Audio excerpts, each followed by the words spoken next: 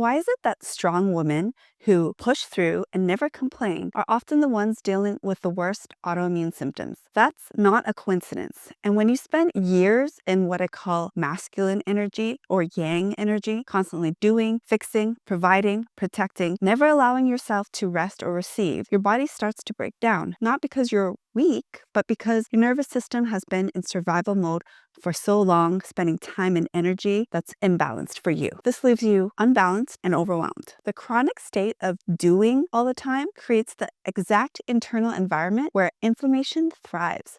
I'm Nancy Ma, physical therapist and autoimmune freedom coach. Today, I want to show you why balancing masculine and feminine energy could be the key to calming your immune system and reducing the inflammation that's been keeping you stuck. Let's dive in. So what masculine and feminine energy actually mean and why it matters for your body. Let me be really clear about something first. When I talk about masculine and feminine energy, I'm not talking about gender. I'm talking about two operating systems that every human nervous system is designed to move between. We can call it left-brained or right-brained, or testosterone or estrogen, but it's more than just our brain or our hormones. The system governs our entire energetic state. Some people can call it yin energy, which is more feminine. Masculine energy is your doing state. It's action, it's protection, providing, achieving, solving problems, pushing forward. It's logical. It's the part of you that gets things done, that shows up for everyone, that keeps life moving. And it's powerful, it's structured, and we need it. We need that masculine energy, just like we need testosterone as women. Whereas feminine energy is your being state. It's where we rest, where we receive and allow support, where we feel, where we connect to our intuition, where we follow our heart, where we're creative. When we're in our feminine energy, we're empathetic. It's the part of us that knows how to soften, how to listen to our bodies, and how to allow support. And here's what most women don't realize. Your nervous system is designed to flow between these two states, yin and yang, feminine and masculine. But as women, we do much better when we are more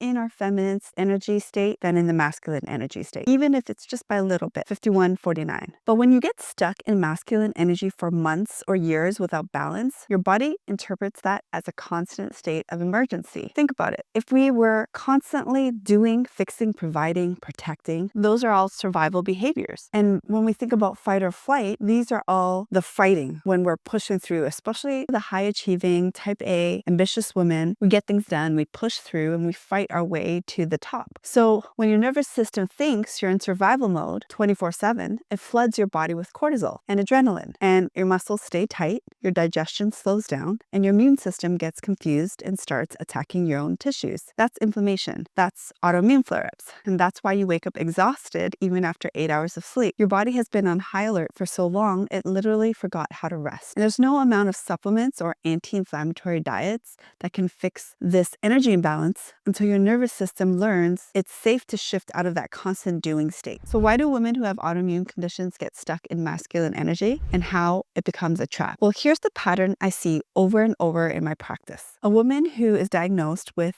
chronic inflammation, maybe it's Hashimoto's, maybe rheumatoid arthritis, lupus, or MS. And what's the first thing she does? She goes into fix-it mode. She researches everything. She tries every protocol. She cuts food, adds supplements, tracks symptoms, manages stress, optimizes sleep. She becomes the CEO of her own healing. And often she even becomes the dictator of her own healing. She becomes very critical, very pushy, and that's all masculine energy. Now, I'm not saying that's all bad. You definitely do need some masculine energy to advocate for yourself and take action. But here's the trap. The more you try to control your healing or fix yourself because you think you're broken, the more you're telling your nervous system, we're still not safe. We still have to fight. We still have to keep going. And your nervous system won't allow you to rest. And your body responds by staying inflamed and protected. And there's another layer here too. So most women who have autoimmune conditions were living in masculine energy long before they got sick. Because chances are, if you're like me, being the firstborn daughter, you might have been the responsible one, the strong one, the one who pushed through and didn't complain. And you took care of everybody else because that's all you knew. And that's what was expected of you. You pushed through exhaustion. You said yes when you meant no. And your body kept the score because you were forced to be independent. You didn't feel like you could trust anybody else to do the work for you. And every time you overrode your own needs because you were fixing someone else's problems, or every time you swallowed your emotions because you weren't allowed to cry, or every time you kept going when your body was begging you you to stop, your nervous system learned it's not safe to rest, it's not safe to feel, and it's not safe to need anything. Now, this is a learned thing. That doesn't mean it's true. So your body stayed in protection mode. And over time, that chronic stress, that constant doing, that inability to rest or receive created the perfect internal environment for autoimmune conditions to develop. So this is what I want you to remember. Your body isn't attacking you when you have chronic inflammation. It's just doing its darndest trying to protect you the only way it knows how. So point 3, how feminine energy heals, which is the physiology of safety. This is where everything shifts. When you learn to balance masculine energy with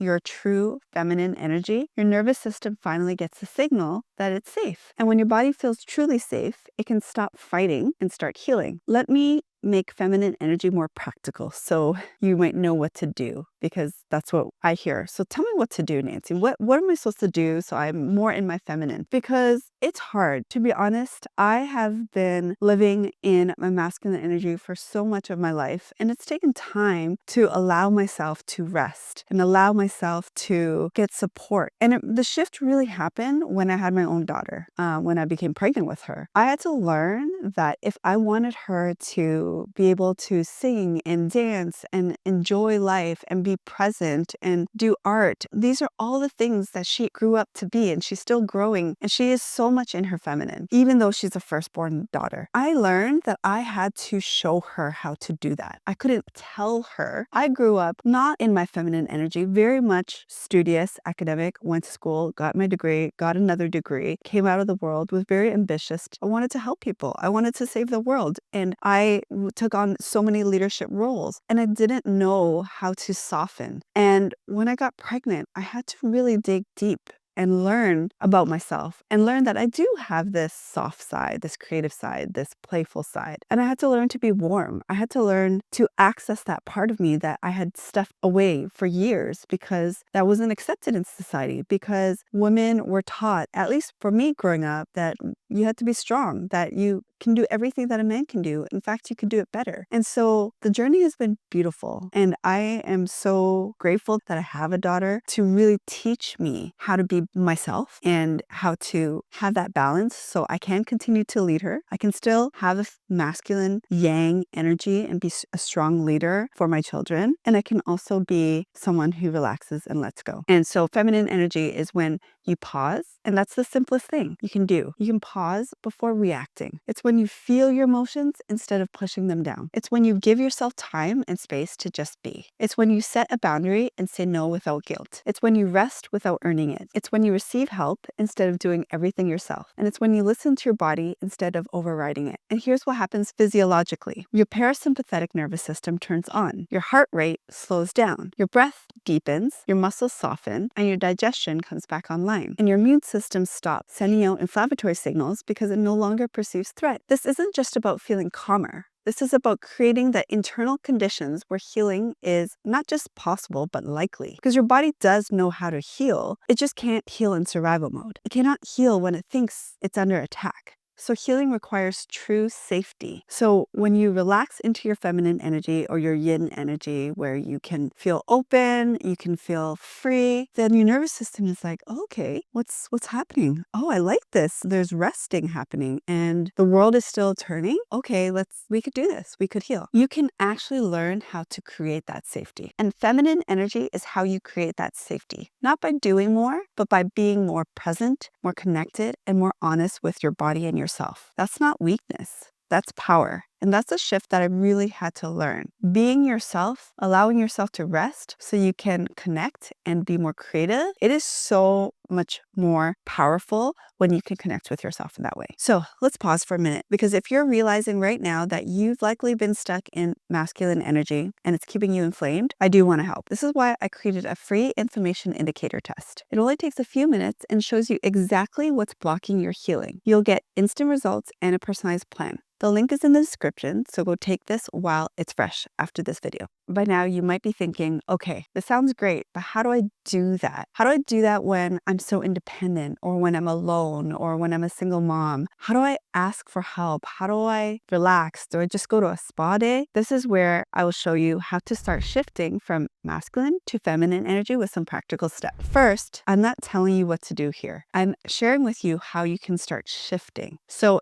it actually might look like you're doing nothing or doing a lot less. And that might be hard. So you start by slowing down and just observing yourself. Almost like you're meditating and levitating above yourself, and you're watching yourself. And you're noticing just how you go through your day. Notice your thoughts, notice your actions, notice your movements, your reactions. And then you'll start to observe where you're rushing, where you're pushing, where you're forcing, where you're criticizing, controlling, or overriding your body's signals. And when you notice yourself, don't judge, just write it down. And just notice, oh, wow, I didn't realize I spend most of my day rushing. I didn't realize that I skip lunch most days. I didn't realize that I don't sleep for more than 6 hours. No judgment here, because I know sometimes in the masculine energy, you can start to be really critical. And I said, oh, no wonder I've been like this. No wonder I'm such a mess because I've been neglecting my body all these years. And then you feel guilty about it. So that's still the masculine energy. So there's no judgment, just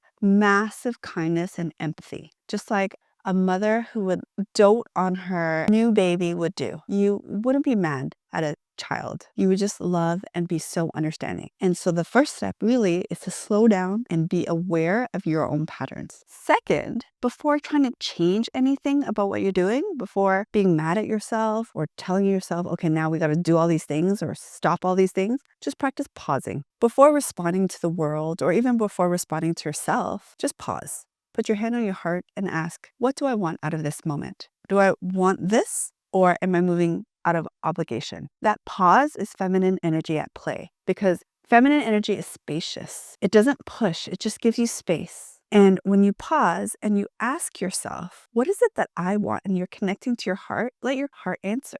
And so the third step really is to let yourself feel. If in the moment you're angry, let yourself be angry. If you're sad, let yourself be sad. If you're tired, acknowledge it. Those emotions don't disappear because you pretend they're not there. They don't disappear because you stuff them. They actually stay in your tissues. Your body holds them, and they show up as inflammation. So when you feel these emotions, your body can actually practice releasing them. So giving yourself space and time to feel your emotions however they show up without judgment. And then most of the time, once you've allowed yourself to feel them, you can move forward. The fourth step, it might sound really hard. Just bear with me because I know you can do this. Practice receiving. Let someone help you. Let someone cook for you.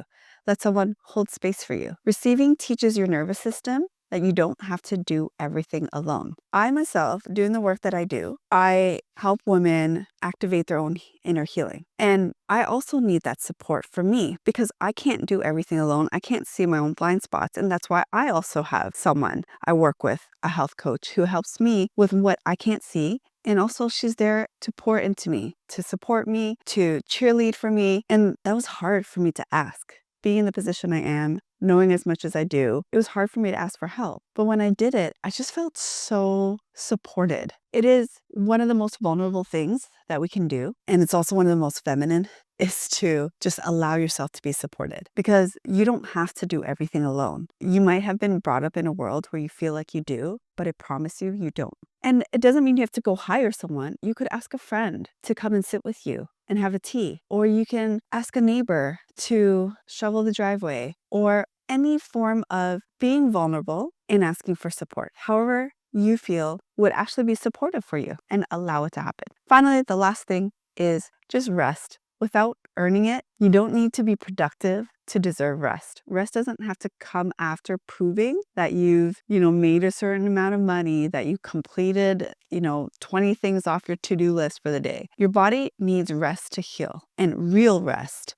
Not just resting your body, but resting your mind. Not having to think about your to-do list, putting away your phone, even getting out of your house and going for a nature walk, going to a spa even, but letting your body, mind, and soul rest. These practices will feel uncomfortable at first. That's normal. Because if you've been in your masculine energy for so long that feminine energy feels unfamiliar, it's going to feel hard for you to pause, create space, ask for help, and rest. I know that's going to be hard, but the more you practice, the more your body remembers. And as your nervous system starts to feel safe, inflammation will calm down, energy will return, and you will start to feel like yourself again. So, if you saw yourself in this video as a high achiever, the strong one, the woman who's been stuck in masculine energy for years, you're not alone. And you don't have to figure this all out by yourself. This is why I offer free energy activation calls. This is where our team will help you map out exactly what's keeping your nervous system stuck and what it needs to shift into healing. We look at the patterns you can't see on your own, and we create a clear plan forward for you. If you're ready for that kind of support, the link to book your call is in the description below. And remember, please subscribe to this channel. I'm here every week helping you understand your body, calm the nervous system, and heal from the inside out. Because healing isn't about doing more, it's about creating safety. And that starts with listening to what your body has been trying to tell you. Until the next video, I'm grateful for you, and I'll see you soon.